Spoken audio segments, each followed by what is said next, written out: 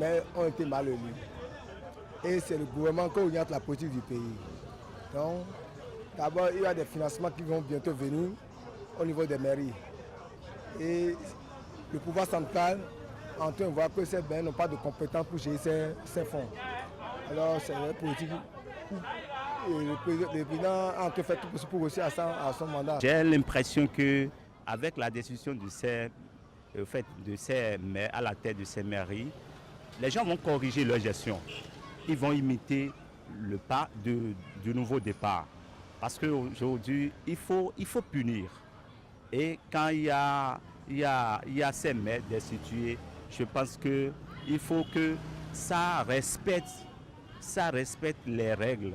C'est-à-dire la loi sur la décentralisation.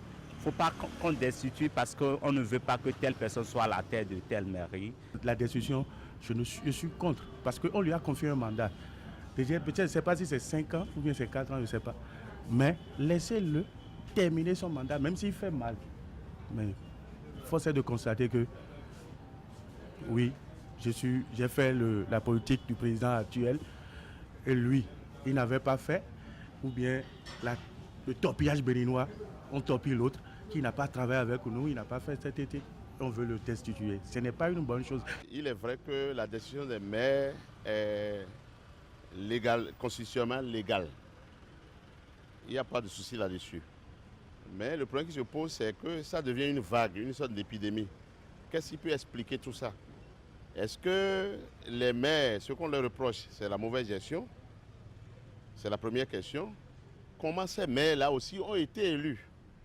Est-ce qu'ils ont été élus dans l'ancien régime avec l'aval de tous les conseillers ou bien les conseillers les ont élus sous pression?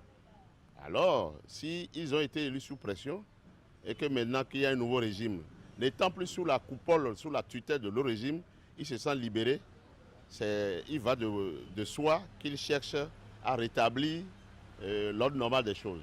Ça peut se comprendre à ce niveau. En même temps, il peut y avoir des raisons souterrainement politiques que l'on ne peut pas comprendre. Vous savez qu'en politique, tout est possible. Les droits sont parallèles, mais se rejoignent en politique. Donc, c'est l'interrogation qui taraude l'esprit de beaucoup de citoyens.